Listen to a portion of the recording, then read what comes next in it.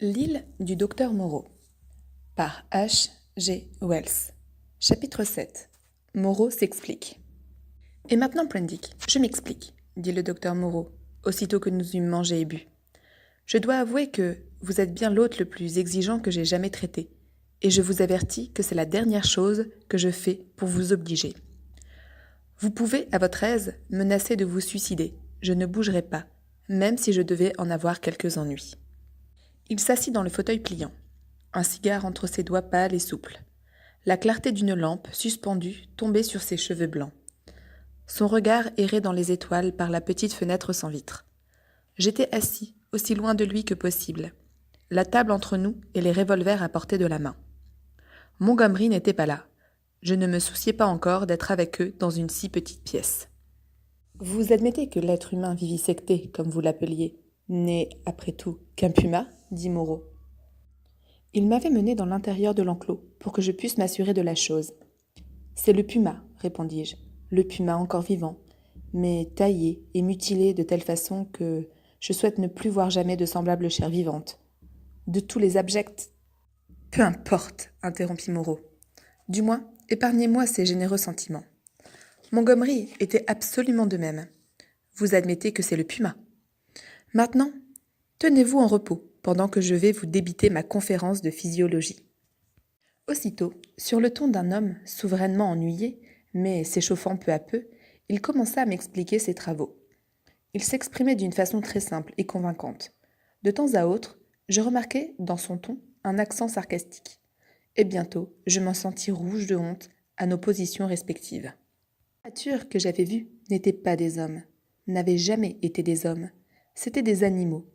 Animaux humanisés, triomphe de la vivisection. Vous oubliez tout ce qu'un habile vivisecteur peut faire avec des êtres vivants, disait Moreau. Pour ma part, je me demande encore pourquoi les choses que j'ai essayées ici n'ont pas encore été faites. Sans doute, on a tenté quelques efforts, amputation, ablation, résection, excision. Sans doute, vous savez que le strabisme peut être produit ou guéri par la chirurgie. Dans les cas d'ablation, vous avez toutes sortes de changements sécrétoires, de troubles organiques, de modifications des passions, de transformations dans la sensation des tissus. Je suis certain que vous avez entendu parler de tout cela. Sans doute, répondis-je, mais c'est répugnant bipède que... Chaque chose en son temps, dit-il avec un geste rassurant. Je commence seulement. Ce sont là des cas ordinaires de transformation. La chirurgie peut faire mieux que cela. On peut construire aussi facilement qu'on détruit ou qu'on transforme. Vous avez entendu parler peut-être d'une opération fréquente en chirurgie, à laquelle on a recours dans les cas où le nez n'existe plus. Un fragment de peau est enlevé sur le front, porté sur le nez, et il se greffe à sa nouvelle place. C'est une sorte de greffe d'une partie d'un animal sur une autre partie de lui-même. On peut aussi greffer une partie récemment enlevée d'un autre animal. C'est le cas pour les dents, par exemple. La greffe de la peau et de l'os est faite pour faciliter la guérison. Le chirurgien place dans le milieu de la blessure des morceaux de peau coupés sur un autre animal ou des fragments d'os d'une victime récemment tuée. Vous avez peut-être entendu parler de l'ergot de coq que Hunter avait greffé sur le cou d'un taureau, et les rats à trompe des zouaves d'Algérie. Il faut aussi en parler. Monstre confectionné au moyen d'un fragment de queue d'un rat ordinaire, transformé dans une incision faite sur leur museau et reprenant vie dans cette position. Des monstres confectionnés! Alors vous voulez dire que... Oui, ces créatures que vous avez vues sont des animaux taillés et façonnés en de nouvelles formes. À cela, à l'étude de la plasticité des formes vivantes, ma vie a été consacrée. J'ai étudié pendant des années, acquérant à mesure de nouvelles connaissances. Je vois que vous avez l'air horrifié, et cependant, je ne vous dis rien de nouveau. Tout cela se trouve depuis fort longtemps à la surface de l'anatomie pratique, mais personne n'a eu la témérité d'y toucher. Ce n'est pas seulement la forme extérieure d'un animal que je puis changer. La physiologie, le rythme chimique de la créature peuvent aussi subir une modification durable dont la vaccination et autres méthodes d'inoculation de matières vivantes ou mortes sont des exemples qui sont, à coup sûr, familiers. Une opération similaire est la transfusion du sang, et c'est avec cela, à vrai dire, que j'ai commencé. Ce sont là des cas fréquents, moins ordinaires, mais probablement beaucoup plus hardis, étaient les opérations de ces praticiens du Moyen-Âge qui fréquentaient des nains, des cul-de-jatte, des estropiés, des monstres de foire, Des vestiges de cet art se retrouvent encore dans la manipulation préliminaire que subissent les saltimbanques et les acrobates. Victor Hugo en parle longuement dans L'homme qui rit, mais vous comprenez peut-être mieux ce que je veux dire. Vous commencez à voir que c'est une chose possible de transplanter le tissu d'une partie d'un animal à une autre, ou d'un animal à un autre animal, de modifier ses réactions chimiques et ses méthodes de croissance, de retoucher les articulations de ses membres et en somme de le changer dans sa structure la plus intime. Cependant, cette extraordinaire branche de la connaissance n'avait jamais été cultivée comme une fin, et systématiquement par les investigateurs modernes jusqu'à ce que je la prenne en main. Diverses choses de ce genre ont été indiquées par quelques tentatives chirurgicales. La plupart des exemples analogues qui vous reviendront à l'esprit ont été démontrés, pour ainsi dire par accident, par des tyrans, des criminels, par les éleveurs de chevaux et de chiens, par toutes sortes d'ignorants et de maladroits travaillant pour des résultats égoïstes et immédiats. Je fus le premier qui soulevait cette question, armé de la chirurgie antiseptique et possédant une connaissance réellement scientifique des lois naturelles. On pourrait s'imaginer que cela fut pratiqué en secret auparavant, des êtres tels que les frères siamois et dans les caveaux de l'Inquisition. Sans doute leur but principal était la torture artistique, mais du moins quelques-uns des inquisiteurs durent avoir une vague curiosité scientifique. Mais, interrompis-je, ces choses, ces animaux parlent ? Il répondit qu'il parlait en effet, et continua à démontrer que les possibilités de la vivisection ne s'arrêtent pas à une simple métamorphose physique. Un cochon peut recevoir une éducation. La structure mentale est moins déterminée encore que la structure corporelle. Dans la science de l'hypnotisme, qui grandit et se développe, nous trouvons la possibilité promise de remplacer de vieux instincts ataviques par des suggestions nouvelles, greffées sur des idées héréditaires et fixes ou prenant leur place. Dire, beaucoup de ce que nous appelons l'éducation morale est une semblable modification artificielle et une perversion de l'instinct combatif. La pugnacité se canalise en courageux sacrifice de soi et la sexualité supprimée en émotion religieuse. La grande différence entre l'homme et le singe est dans le larynx, dit-il, dans la capacité de former délicatement différents sons symboles par lesquels la pensée peut se soutenir. Sur ce point, je n'étais pas de son avis, mais avec une certaine incivilité, il refusa de prendre garde à mon objection. Il répéta que le fait était exact et continua l'exposé de ses travaux. Je lui demandai pourquoi il avait pris la forme humaine comme modèle. Il me semblait alors, et il me semble encore maintenant, qu'il y avait dans ce choix une étrange perversité. Il avoua qu'il avait choisi cette forme par hasard. J'aurais aussi bien pu transformer des moutons en lamas, et des lamas en moutons. Je suppose qu'il y a dans la forme humaine quelque chose qui appelle à la tournure artistique de l'esprit, plus puissamment qu'aucune autre forme animale. Mais je ne me suis pas bornée à fabriquer des hommes. Une fois ou deux... Il se tut pendant un moment. Ces années, avec quelle rapidité elles se sont écoulées. Et voici que j'ai perdu une journée pour vous sauver la vie, et que je perds une heure encore à vous donner des explications. Cependant, dis-je, je ne comprends pas encore. Quelle est votre justification pour infliger toutes ces souffrances ? La seule chose qui pourrait, à mes yeux, excuser la vivisection serait quelque application. Précisément, dit-il. Mais vous le voyez, je suis constitué différemment. Nous nous plaçons à des points de vue différents. Vous êtes matérialiste. Je ne suis pas matérialiste, interrompis-je vivement. À mon point de vue, car c'est justement cette question de souffrance qui nous partage. Tant que la souffrance qui se voit ou s'entend vous rendra malade, tant que vos propres souffrances vous mèneront, tant que la douleur sera la base de vos idées sur le mal, sur le péché, vous serez un animal. Je vous le dis. Pensons un peu moins obscurément ce qu'un animal ressent. Cette douleur. J'eus un haussement d'épaule impatient à de pareils sophismes. Mais c'est si peu de choses, continua-t-il. Un esprit réellement ouvert à ce que la science révèle doit se rendre compte que c'était fort peu de choses. Il se peut que, sauf dans cette petite planète, ce grain de poussière cosmique invisible de la plus proche étoile, il se peut que nulle part ailleurs ne se rencontre ce qu'on appelle la souffrance, les lois vers laquelle nous nous acheminons en tâtonnant. D'ailleurs, même sur cette terre, même parmi tout ce qui vit, qu'est donc la douleur ? En parlant, il tira de sa poche un petit canif, en ouvrit une lame, avança son fauteuil de façon que je puisse voir sa cuisse. Puis, choisissant la place, il enfonça délibérément la lame dans sa chair et l'en retira. Vous aviez sans doute déjà vu cela. On ne le sent pas plus qu'une piqûre d'épingle. Qu'en conclure ? La capacité de souffrir n'est pas nécessaire dans le muscle et ne s'y trouve pas. Elle n'est que nécessaire dans la peau et dans la cuisse. À peine ici ou là se trouve-t-il un point capable de sentir la douleur. La douleur n'est que notre conseiller médical intime pour nous avertir et nous stimuler. Toute chair vivante n'est pas douloureuse, non plus que les nerfs, ni même tous les nerfs sensoriels. Il n'y a aucune trace de souffrance réelle dans les sensations du nerf optique. Si vous blessez le nerf optique, vous voyez simplement des flamboiements de lumière, de même qu'une lésion du nerf auditif se manifeste simplement par un bourdonnement dans les oreilles.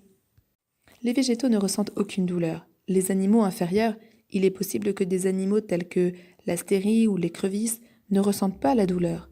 Alors, quant aux hommes plus intelligents, ils deviennent et plus intelligemment, ils travailleront à leur bien-être et moins nécessaire sera l'aiguillon qui les avertit du danger. Je n'ai encore jamais vu de chose inutile qui ne soit tôt ou tard déracinée et supprimée de l'existence. Et vous ? Or, la douleur devient inutile. D'ailleurs, je suis un homme religieux, Prendick, comme tout homme saint doit l'être. Il se peut que je me figure être un peu mieux renseigné que vous sur les méthodes du Créateur de ce monde, car j'ai cherché ces lois, à ma façon, toute ma vie. Tandis que vous, je crois, vous collectionnez des papillons. Et je vous réponds bien que le plaisir et la douleur n'ont rien à voir avec le ciel ou l'enfer. Le plaisir et la douleur, qu'est-ce que l'extase du théologien, sinon la hourie de Mahomet dans les ténèbres ? Ce grand cas que les hommes et les femmes font du plaisir et de la douleur, Prendick, est la marque de la bête en eux, la marque de la bête dont ils descendent. La souffrance, le plaisir et la douleur, nous ne les sentons qu'aussi longtemps que nous nous roulons dans la poussière. Vous voyez, j'ai continué mes recherches dans la voie où elles m'ont mené. C'est la seule façon que je sache de conduire des recherches. Je pose une question, invente quelques méthodes d'avoir une réponse et j'obtiens une nouvelle question. Ceci ou cela est-il possible ? Vous ne pouvez vous imaginer ce que cela signifie pour un investigateur. Quelle passion intellectuelle s'empare de lui. Vous ne pouvez vous imaginer les étranges délices de ces désirs intellectuels. La chose que vous avez devant vous n'est plus un animal, une créature comme vous, mais un problème. La souffrance par sympathie, tout ce que j'en sais est le souvenir d'une chose dont j'ai souffert, il y a bien des années. Je voulais, c'était mon seul désir, trouver la limite extrême de plasticité dans une forme vivante. Mais, fis-je, c'est une abomination. Jusqu'à ce jour, je ne me suis nullement préoccupée de l'éthique de la matière. L'étude de la nature rend un homme au moins aussi impitoyable que la nature. J'ai poursuivi mes recherches sans me soucier d'autre chose que de la question que je voulais résoudre et les matériaux. Ils sont là-bas, dans les huttes. Il y a bientôt 11 ans que nous sommes venus ici, Montgomery et moi, avec 6 canaques. Je me rappelle la verte tranquillité de l'île et l'océan vide autour de nous, comme si c'était hier. L'endroit semblait m'attendre. Les provisions furent débarquées et l'on construisit la maison. Les Kanaks établirent leur hutte près du ravin. Je me mis à travailler ici sur ce que j'avais apporté. Au début, des choses désagréables arrivèrent. Je commençai avec un mouton, mais après un jour et demi de travail, mon scalpel glissa et la bête mourut. Je pris un autre mouton. J'en fis une chose de douleur et de peur et bandai ses blessures pour qu'il guérît. Une fois fini, il me sembla parfaitement humain. Mais quand je le revis, j'en fus mécontent. Il se rappelait de moi, éprouvait une terreur indicible et n'avait pas plus d'esprit qu'un mouton. Plus je le regardais, plus il me semblait difforme, et enfin je fis cesser les misères de ce monstre. Ces animaux sans courage, ces êtres craintifs et sensibles, sans la moindre étincelle d'énergie, combatifs pour affronter la souffrance, ne valent rien pour confectionner des hommes. Puis je pris un gorille que j'avais, et avec lui, travaillant avec le plus grand soin, venant à bout de chaque difficulté, l'une après l'autre, je fis mon premier homme. Toute une semaine, jour et nuit, je le façonnai. C'était surtout son cerveau qui avait besoin d'être retouché. Il fallut y ajouter grandement et le changer beaucoup. Quand j'eus fini et qu'il fut là, devant moi, lié, bandé, immobile, je jugeai que c'était un beau spécimen. Je ne le quittai que quand je fus certain qu'il survivrait. Et je vins dans cette pièce où je trouvai Montgomery dans un état assez semblable au vôtre. Il avait entendu quelques-uns des cris de la bête à mesure qu'elle s'humanisait, des cris comme ceux qui vous ont tellement troublé. Je ne l'avais pas admis entièrement dans mes confidences tout d'abord. Les Kanaks eux aussi s'étaient mis martel en tête, et ma seule vue les effarouchait. Je regagnai la confiance de Montgomery jusqu'à un certain point. Mais nous eûmes toutes les peines du monde à empêcher les Kanaks de déserter. À la fin, ils y réussirent, et nous perdîmes aussi le yacht. Je passai de nombreuses journées à faire l'éducation de ma brute. En tout, 3 ou 4 mois. Je lui enseignai les rudiments de l'anglais, lui donnai quelques idées des nombres, lui fis même lire l'alphabet. Mais il avait le cerf-volant, bien que j'ai vu des idiots plus lents certainement. Il commença avec la table rase, mentalement. Il n'avait dans son esprit aucun souvenir de ce qu'il avait été. Quand cette cicatrice fut complètement fermée, qu'il ne fut plus raide et endolori, qu'il put dire quelques mots, je l'emmenai là-bas et le présentai au Kanak comme un nouveau compagnon. D'abord, ils eurent horriblement peur de lui, ce qui m'offensa quelque peu, car j'éprouvais un certain orgueil de mon œuvre. Mais ses manières paraissaient si douces, et il était si abject qu'au bout de peu de temps, ils l'acceptèrent et prirent en main son éducation. Il apprenait avec rapidité, imitant et s'appropriant tout, et il se construisit une cabane, mieux faite même, me sembla-t-il, que les huttes. Il y en avait un parmi eux, vaguement missionnaire, qui lui apprit à lire, ou du moins à épeler, lui donna quelques idées rudimentaires de moralité, mais il paraît que les habitudes de la bête n'étaient pas tout ce qu'il y avait de plus désirable. Après cela, je pris quelques jours de repos, et j'eus l'idée de rédiger un exposé de toute l'affaire pour éveiller les physiologistes européens. Mais une fois, je trouvai ma créature perchée dans un arbre, jacassant et faisant des grimaces à deux des Kanaks qui l'avaient taquinée. Je la menaçai, lui reprochai l'inhumanité d'un tel procédé, réveillai chez lui le sens de la honte, et revins ici, résolu à faire mieux encore, avant de faire connaître le résultat de mes travaux. Et j'ai fait mieux. Mais quoi qu'il en soit, les brutes rétrogradent. La bestialité opiniâtre reprend jour après jour le dessus. J'ai l'intention de faire mieux encore. J'en viendrai à bout. Ce puma. Mais revenons au récit. Tous les Kanaks sont morts maintenant. L'un tomba par-dessus bord de la chaloupe. Un autre mourut d'une blessure au talon qui l'empoisonna. D'une façon quelconque avec du jus de plante. 3 s'enfuirent avec le yacht et furent noyés, je le suppose et je l'espère. Le dernier fut tué. Mais je les ai remplacés. Montgomery se comporta d'abord comme vous étiez disposé à le faire, puis... Qu'est devenu l'autre demanda-je vivement, l'autre Kanak, qui a été tué. Le fait est qu'après que j'eus fabriqué un certain nombre de créatures humaines, je fis un être... Il hésita. Eh bien, dis-je, il fut tué. Je ne comprends pas. Voulez-vous dire que... Il tua le Kanak, oui. Il tua plusieurs autres choses qu'il attrapa. Nous le pourchassâmes pendant 2 jours. Il avait été lâché par accident. Je n'avais pas eu l'intention de le mettre en liberté. Il n'était pas fini. C'était simplement une expérience, une chose sans membre qui se tortillait sur le sol à la façon d'un serpent. Ce monstre était d'une force immense et rendu furieux par la douleur. Il avançait avec une grande rapidité, de l'allure roulante d'un marsouin qui nage. Il se cacha dans les bois pendant quelques jours, s'en prenant à tout ce qu'il rencontrait, jusqu'à ce que nous nous fussions mis en chasse. Alors il se traîna dans la partie nord de l'île, et nous nous divisâmes pour le cerner. Montgomery avait insisté pour se joindre à moi. Le Kanak avait une carabine. Et quand nous trouvâmes son corps, le canon de son arme était tordu et formait un S. Il était presque traversé à coups de dents. Montgomery abattit le monstre d'un coup de fusil. Depuis lors, je m'en suis tenu à l'idéal de l'humanité, excepté pour de petites choses. Aussi, reprit-il, pendant un temps entier, en comptant 9 années en Angleterre, j'ai travaillé, et il y a encore quelque chose dans tout ce que je fais qui déjoue mes plans, qui me mécontente, qui me provoque à de nouveaux efforts. Quelquefois je dépasse mon niveau, d'autres fois je tombe au-dessous, mais toujours je reste loin des choses que je rêve. La forme humaine, je puis l'obtenir maintenant, presque avec facilité, qu'elle soit souple et gracieuse ou lourde et puissante, mais souvent j'ai de l'embarras avec les mains et les griffes, appendices douloureux que je n'ose façonner trop librement. Mais c'est la greffe et la transformation subtile qu'il faut faire subir au cerveau qui sont mes principales difficultés. L'intelligence reste souvent singulièrement primitive, avec d'inexplicables lacunes, des vides inattendus. Et le moins satisfaisant de tout est quelque chose que je ne puis atteindre, quelque part. Je ne puis déterminer où, dans le siège des émotions. Des appétits, des instincts, des désirs qui nuisent à l'humanité. Un étrange réservoir caché qui éclate soudain et inonde l'individualité tout entière de la créature, de la colère, de haine ou de crainte. Ces êtres que j'ai façonnés vous ont paru étranges et dangereux aussitôt que vous ayez commencé à les observer, mais à moi, aussitôt que je les ai achevés, ils me semblent être indiscutablement des êtres humains. C'est après, quand je les observe, que ma conviction disparaît. D'abord, un trait animal, puis un autre se glisse à la surface et m'apparaît flagrant. Mais j'en viendrai à bout, encore. Chaque fois que je plonge une créature vivante dans ce bain de douleur cuisante, je me dis, cette fois, toute l'animalité en lui sera brûlée. Cette fois, je vais créer de mes mains une créature raisonnable. Après tout, qu'est-ce que 10 ans ? Il a fallu des centaines de milliers d'années pour faire l'homme. Il parut plongé dans de profondes pensées. Mais j'approche du but. Je saurai le secret. Ce puma que je... Il se tut encore. Et il rétrograde, reprit-il. Aussitôt que je n'ai plus la main dessus, la bête commence à réapparaître, à revendiquer ses droits. Un autre long silence se fit. Alors, dis-je, vous envoyez dans les repères du ravin les monstres que vous fabriquez ? Ils y vont, je les lâche quand je commence à sentir la bête en eux, et bientôt ils sont là-bas. Tous, ils redoutent cette maison et moi. Il y a dans le ravin une parodie d'humanité. Montgomery en sait quelque chose car il s'immisce dans leurs affaires. Il en a dressé un ou deux à nous servir.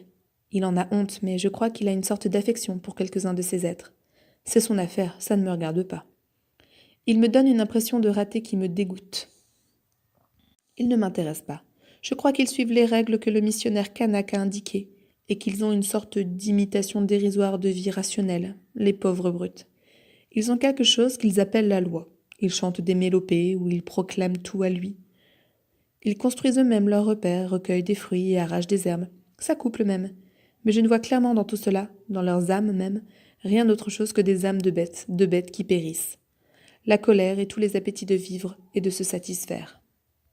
Pourtant, ils sont étranges, bizarres, complexes, comme tout ce qui vit.